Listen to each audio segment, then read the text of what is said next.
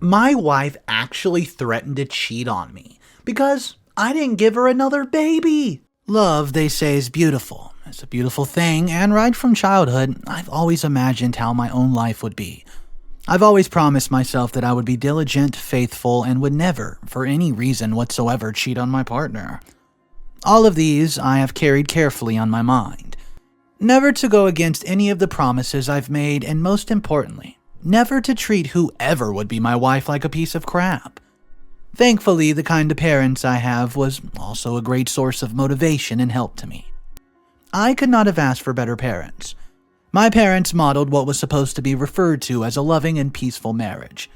It was not as if they've never had their differences and shortcomings, yet they handled and nurtured their marriage very well. Hardly would you see them having a misunderstanding, and my father would always brag about mother to his friends. He would brag about her exceptional culinary skills, her neatness, smartness, and above all, her motherly love towards us, the children. My mother, in return, was a submissive wife. These and many other things and experiences gave me an insight of the nature of my own marriage. My name is Donald. I'm a successful pilot. I live in the Federal Capital Territory of Nigeria. I've worked as a pilot for 7 years before I met Dora. I was one of the most hardworking pilots, and I enjoyed what I do because it's my passion. I've always wanted to fly an aeroplane, and I pursued my dream. I became a pilot, and I'm actually doing really well. One of my numerous days at work, I was supposed to be off-duty following the day, but I was assigned the duty of flying the staffs of one of our prestigious clients to the United States of America.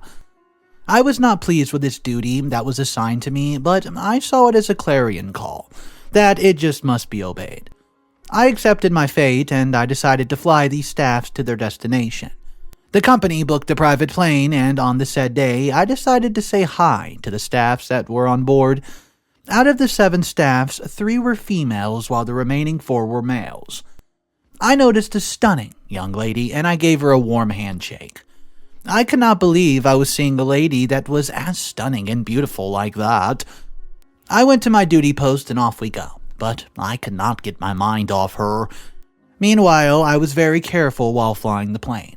We got to the US of A, and that was the end of everything. When I got back to work, I decided to look for her details and other information that I need, but it was to no avail, as it was against the procedures of the airline. I went to the annual leave the following week, and I could not find a way of getting across to a stunning young lady. So I decided to go to the company where she works, but I was told that the trip they went for would last for 6 weeks. I was asked to check back in 6 weeks, and I honestly had no other choice than to wait for the 6 weeks, as they refused to share her contact information without telling her. Luckily for me, 6 weeks later, I ran into her in the supermarket, and I was ecstatic. We then exchanged contact, and from there, we got to talking, and could not go a day without talking to each other. I knew deep down that I met the most beautiful woman on earth. I considered myself lucky for this. This stunning lady, whom I later found out to be Dora, matches what I wanted in a woman. She handles her business like her whole existence depends on it. She talks like a responsible and matured lady, and I was wowed with the way she answers questions, and I could just not stop thinking about her. Well, we got along well, and I was not surprised anyways, because by nature, I used to be a very calm person that everyone can relate with easily. Not everyone would believe that I met Dora barely 5 months ago. It's been a blissful journey of these 5 months of friendship, and it feels like a whole 5 years of us being together. The same month, I asked her to be my girlfriend, and she agreed to be in a love relationship with me. On the day, I vowed to never make her sad no matter the situation. I also vowed to always love and cherish her till death do us part. After 8 months of knowing each other, I proposed for marriage, and she agreed. Everyone could not believe their ears when they heard that Dora and I would be getting married soon, because they were not expecting it. Not now, not anytime soon. Dora and I got married to each other, and it was the happiest days of our lives. I smiled as her father walked her down the altar, and we exchanged our marital vows. And when I said I do, I could not stop shedding tears of joy.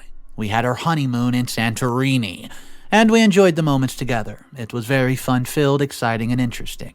I was glad because I was able to make Dora's dreams of traveling to Santorini for her honeymoon come true, as well as this is me having one of the most remarkable moments of my life with the most beautiful woman in the world. What else could I have asked for?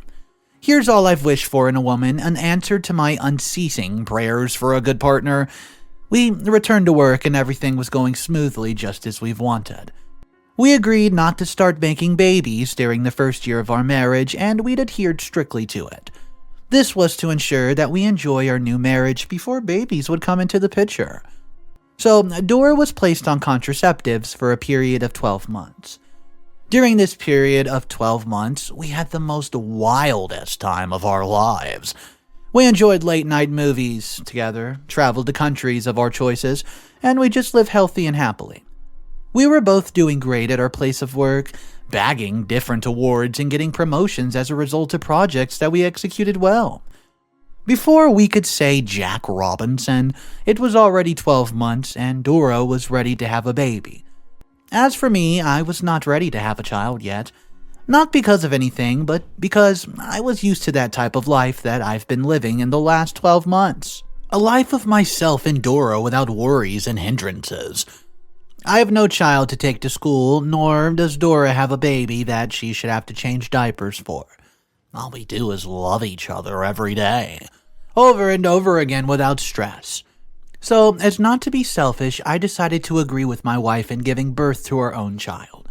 The contraceptives that she was placed on had effects on her hormones, which resulted in a hormonal imbalance, hereby causing difficulties in getting pregnant. The hormonal imbalance she had really messed her mental health up. It also gave her some weird symptoms. She added a lot of weight due to this, and she had severe acne and breakouts, withdrawal bleedings due to the pills, and we did visit the gyno, and solutions were provided on how to get a balanced hormone back. The gynecologist advised that she should ensure she gets a healthy diet, so as to help her maintain a healthy weight. She was also asked to stay hydrated by taking a lot of water and fruits, and exercise must be regular. The gynecologist appealed to me to help her and encourage her throughout this phase, all of which I did devotedly. She followed all the laid-down prescriptions, and luckily for us, the preferred solution worked well for her, and she got her first period after about 4 months of not seeing her period even though she was not pregnant. 2 months later, she got pregnant. I got back from work one evening and all I could see were notes everywhere which served as a clue for what I would do next. I followed the clue carefully till I got to the bedroom and saw my wife holding a card which stated, "You'll be a father soon." I screamed so loud because this is something I've always been looking forward to. When the pregnancy was 6 months in, we've been planning on the names that we would give the baby. Luckily for us, the scan report shows that the baby would be a boy. I feel fulfilled as I will be having a replica of myself very soon. I decided to name him after me, Donald. Dora gave birth to a bouncing baby boy after 9 good months. The journey was not really easy for her, but all of her efforts were not in vain. Dora was welcoming back home and balloons and flowers of different shades of blue colors, because the blue color is for the male child while the pink color is for the female. The baby was christened on the 8th day, and he was named Donald. Little Donald was growing fast, faster than we could ever imagine, and within a twinkle of an eye, he was already 6 months old. He grew into a charming 6-month-old baby boy. Everyone would always want to carry him in church, at the mall, parties, and every other place because he was a loving boy. Most people used to think he was more than 6 months old because of his rapid growth. He started walking at 9 months, and at the same month he called Dada, which I think means daddy. As Donald was growing, the economy of the country was growing so bad. The masses were leaving from hands to mouth. Even salaries could not sort out some of the debts that most people had their necks in. No man in his right senses would dare have another child during this period. You might be wondering why I said that, right? It's because the children would lack certain basic things because the parents who were supposed to cater for those needs could not afford them due to the situation of the economy. So, as not to fall victim, I thought within my mind that Donald would definitely be the only child with this economy until it's stable. Do not misquote me. It's not like I could not afford to have more children and make them comfortable. But due to their situation of things, I would not want my children to experience an uncomfortable life. I want them to be comfortable with whatever I earn. The situation's not about being rich, it's about making plans for the future. As if I had seen a vision about what would happen in the next 5 years. The economy right now has a meltdown and things are now very expensive. And I was very happy that another child did not come after Donald.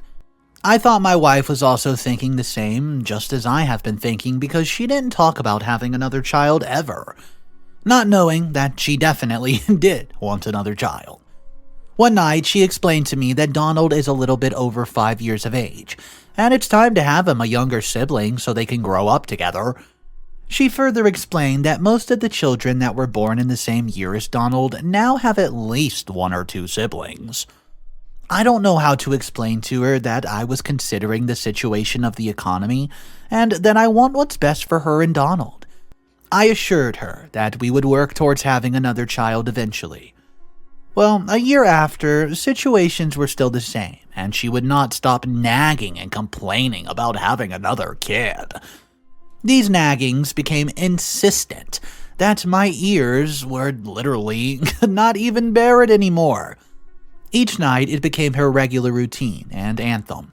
She would tell me about her colleagues that just gave birth 2 days ago, and that her first child was also the same age as Donald. She would also talk about her friend whose daughter is younger than Donald, but is already pregnant with another child.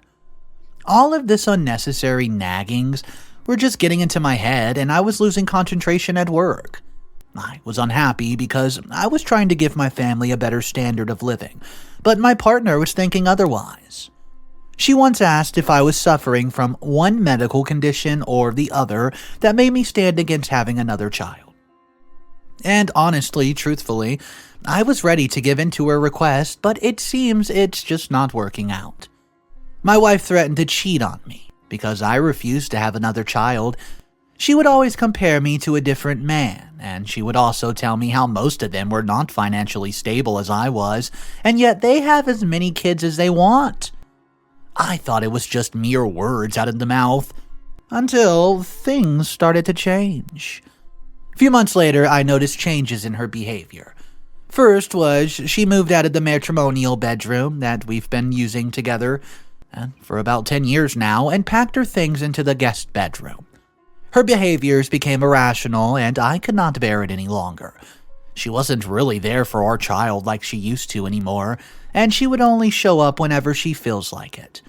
I got to know about her movements with her new man, and as you could guess, yeah, I was upset. This was not the stunning Dora I met 10 years ago. She turned into something else suddenly, and I could not say I was happy about the situation of things.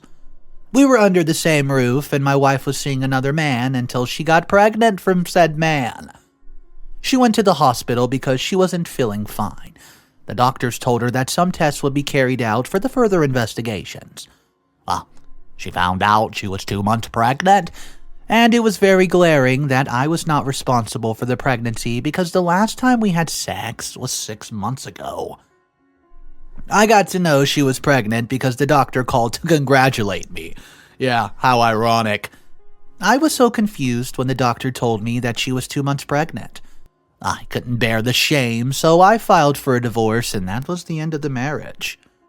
Dora got married to her new husband, Mr. Douglas, barely 6 weeks after the whole divorce process. Within 3 years of getting married to her new husband, she gave birth to 2 kids.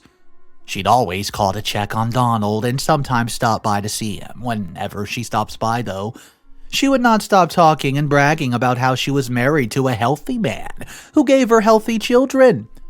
She stopped by one day, and I could see that she was heavily pregnant again. That would be the 3rd pregnancy for Mr. Douglas. She had already given birth to a boy and a girl and was expecting another child. I thought within my mind that she had turned herself into a baby-making factory. She couldn't cope at work and was losing concentrations as there was no one to help her with taking care of the children. When the company could no longer bear her excesses after being suspended 3 times, she was issued a sack letter, and that was the end of the career in this company. Before she was sacked, she found out she was pregnant again when the last baby she gave birth to was just a year and 4 months old. This time around, her husband's business was not going smoothly due to the economic meltdown, and he went bankrupt. She gave birth to a set of twins this time around, making a total of 5 kids in 7 years. It got worse, and they could not sort their bills, and the school bills of the children were piling up because they could not afford to pay. And yeah, when things got worse, they had to sell their home and all their property just to clear their debt. Yet, there were still some outstanding debts. They had to do multiple menial jobs just to support themselves, and to at least put food on the table. I know she'd be regretting her actions, but it's too late to cry over spilt milk. So this story was a very interesting one. It just seemed like OP and his ex wanted 2 completely different things. Yeah, I could definitely see the point that OP was making. We probably shouldn't keep bringing kids into this world when we're not financially ready for that. And yeah, at the end of the story, it did not work out so well for the ex. I mean, they're both broke with 5 children, and it's just a bad situation. But at the same time, I can't judge anyone on this story because they just wanted different things. Guys, let me know your complete thoughts on this story.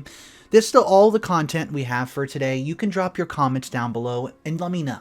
What would you have done if you were in OP's position and your significant other was begging you for more children and you just didn't think it was a good idea?